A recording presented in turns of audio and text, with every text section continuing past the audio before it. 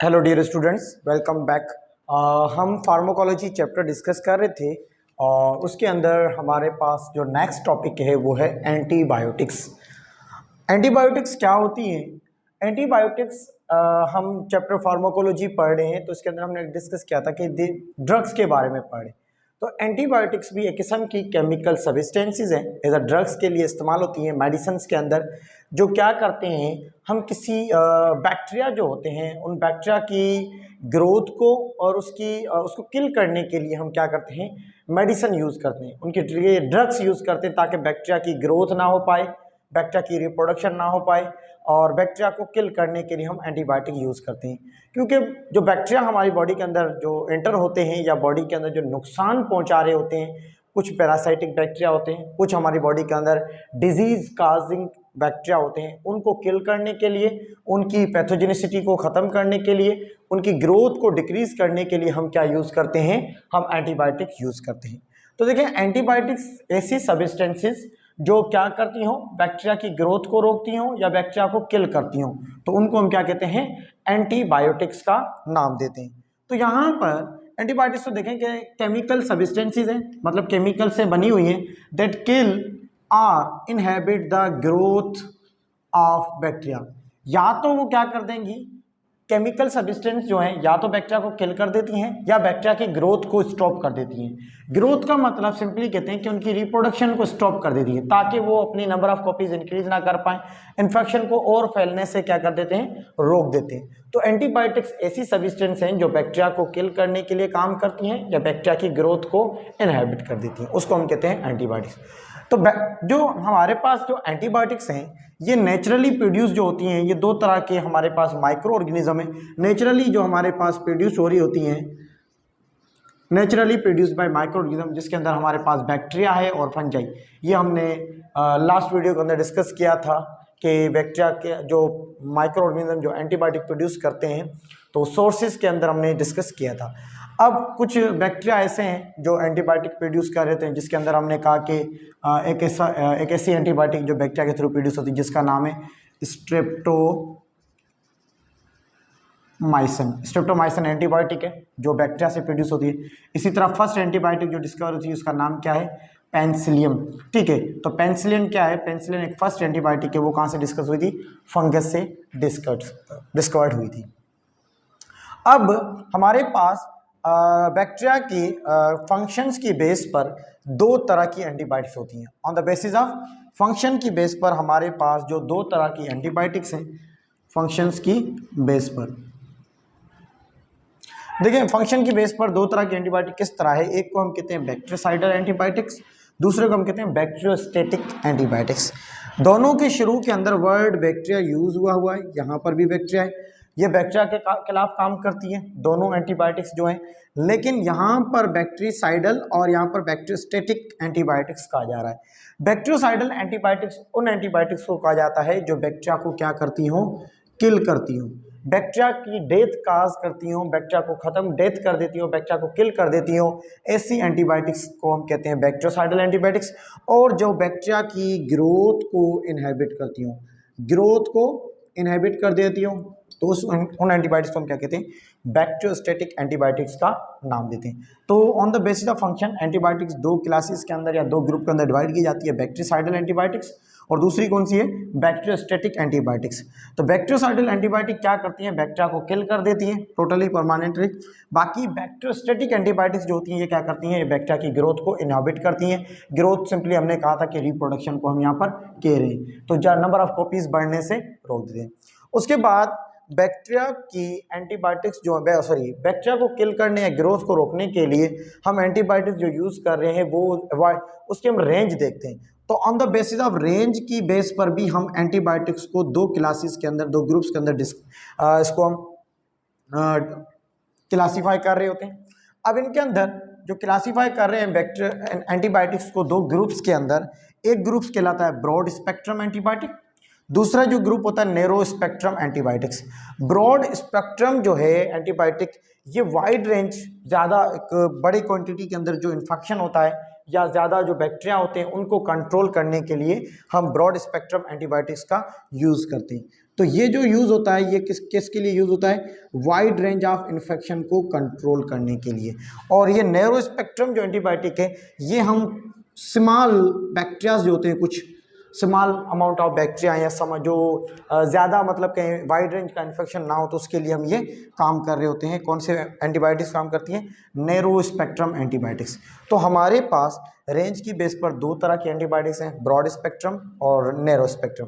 Broad spectrum जो है ये यूज़ होता है वाइड रेंज ऑफ इन्फेक्शन या बहुत सारे इन्फेक्शंस को कंट्रोल करने के लिए हम ब्रॉड स्पेक्ट्रम एंटीबायोटिक देते हैं। जैसे कि हमारी बॉडी के अंदर थ्रोट पेन हो गया या और थ्रोट पेन हो गया, रिस्पायरेटरी ट्रैक्ट इन्फेक्शन हो गया, तो 4-5 इन्फेक्शन को मिलाएंगे तो बहुत सारा वाइड रेंज इन्फेक्शन हो जाएगा। तो हम उसको यूज़ कर उसके लिए हम एंटीबायोटिक कौन सी देते हैं? Broad spectrum antibiotic.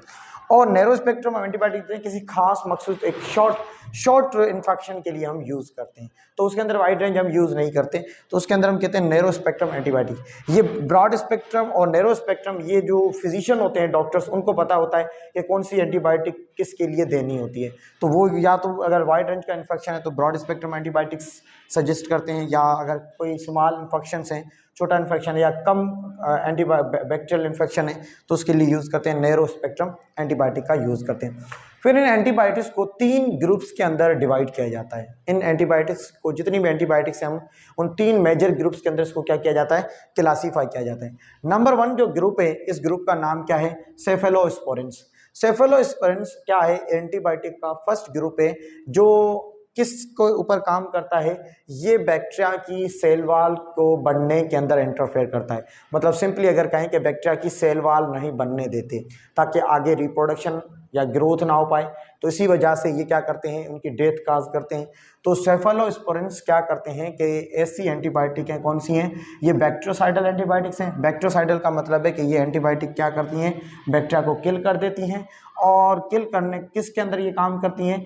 Cell wall के ऊपर इफेक्ट करती हैं। बैक्टीरिया के अंदर जो सेल वॉल प्रेजेंट होती है उसके ऊपर ये इफेक्ट करती हैं, उनको बैक्टीरियल सेल वॉल जो है उसके ऊपर इफेक्ट करने के बाद उसको ख़त्म कर देती हैं।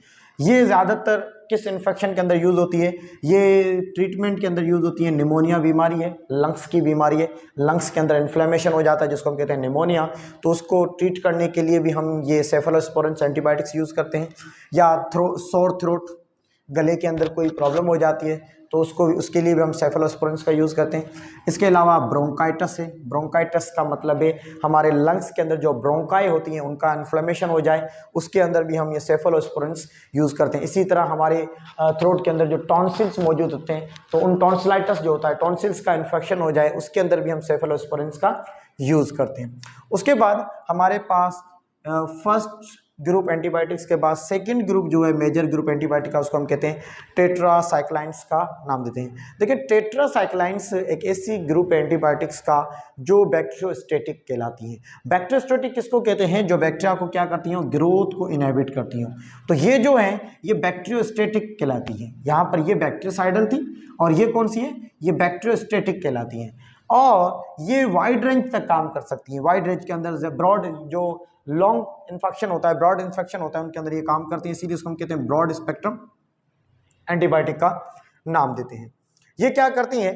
बैक्टीरियोस्टेटिक हमने कहा कि इनहिबिट बैक्टीरियल ग्रोथ, बैक्टीरियल को ग्रोथ के अंदर उसको रोक देती हैं। और ये क्या करती हैं कि बैक्टीरिया के अंदर जो प्रोटीन सिंथेसिस होती है, प्रोटीन बनने का जो प्रोसेस होता है, उसको रोक देते हैं, जिसकी वजह से बैक्टीरिया अपनी रिप्रोडक्शन आगे नहीं कर सकता है। तो ये बैक्टीरियोस्टेटिक जो है inhibit bacterial protein synthesis, bacteria के अंदर जो प्रोटीन सिंथेसिस होता है वो इस टेट्रासाइक्लाइन्स के थ्रू क्या हो जाएगा? इनहिबिट हो जाएगा। तो ये एंटीबायोटिक बैक्टीरिया के अंदर प्रोटीन सिंथेसिस को स्टॉप कर देती हैं। ये ज़्यादातर बॉडी के अंदर जो इन्फेक्शन होते हैं, यूटीआई का मतलब है यूरिनरी ट्रैक्ट इन्फेक्शन, जो हमारा किडनी का जो सिस्टम है जिसके अंदर यूरिन बनता है और यूरिन बॉडी से बाहर होता है, तो पूरा ट्रैक्ट है उसके अंदर इन्फेक्शन हो जाता है, उसको ख़त्म करने के लिए हम ये यूज़ करते हैं। जैसे यूरेथ्राइटिस है, यूरेथ्रा का इन्फेक्शन हो जाना, ठीक है। इसी तरह और यूरिनरी ट्रैक्ट के इन्फेक्शन जो है उनके अंदर हम ये एंटीबायोटिक्स यूज़ करते हैं। और उसके अलावा ये आरटी के अंदर भी यूज़ होता है, रिस्पायरेटरी ट्रैक्ट के अंदर। रिस्पायरेटरी ट्रैक्ट का जो इन्फेक्शन हो जाता है, जिसके अंदर हमने कहा था कि कोई ये हमारे पास जो ट्रेकिया है, ट्रेकिया के अंदर कोई इन्फ्लेमेशन हो जाना, लैरिंक्स के अंदर कोई इन्फेक्शन हो जाना, तो उसके अंदर हम क्या यूज़ करते हैं? उसके अंदर भी हम टेट्रासाइक्लाइन्स का एंटीबायोटिक्स का यूज़ करते हैं। उसके बाद हमारे पास दूसरी क्लास दूसरा थर्ड ग्रुप जो है, मेजर ग्रुप हमारे पास एंटीबायोटिक का जो है वो है सल्फेनोमाइड्स का नाम देते हैं। सल्फेनोमाइड्स क्या है? सल्फेनोमाइड्स एक किस्म की सल्फर ड्रग कहते हैं इसको। सल्फोनोमाइड्स जो ड्रग्स हैं ये सिंथेटिक ड्रग्स हैं। सिंथेटिक का मतलब ये मैन मेड है, इसको हम लैब के अंदर प्रिपेयर करते हैं। उसके बाद ये ब्रॉड स्पेक्ट्रम बैक्टीरियोस्टैटिक ड्रग्स है। देखें यहाँ पर लिखा है ये ब्रॉड स्पेक्ट्रम बैक्टीरियो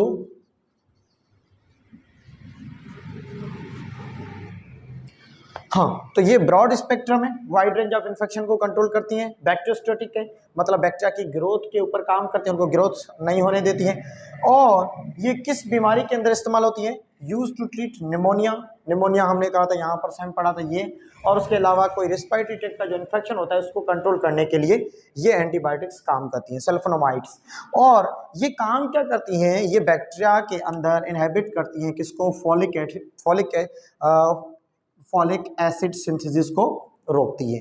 तो ये क्या कर रही थी? सेल वॉल के अंदर इंटरफेयर कर रही हैं। सेफेलोस्पोरेंस क्या करती हैं कि बैक्टीरिया की सेल वॉल के अंदर इंटरफेयर करती हैं, बैक्टीरिया की सेल वॉल को नुकसान पहुंचाती है। ये टेट्रासाइक्लाइन्स एंटीबायोटिक जो हैं ये क्या काम करती हैं? ये बैक्टीरिया के अंदर बैक्टीरियल प्रोटीन सिंथेसिस जो होती है उसको नुकसान पहुंचाती है, या उनको बैक्टीरियल की प्रोटीन सिंथेसिस नहीं होने देते। और ये क्या करती हैं? ये फॉलिक एसिड जो सिंथेसिस होता है बैक्टीरिया के अंदर उसको रोकती हैं। तो इन तीनों के मेन फंक्शंस और ये कहाँ पर यूज हो रही होती हैं इसको आपको याद रखना है।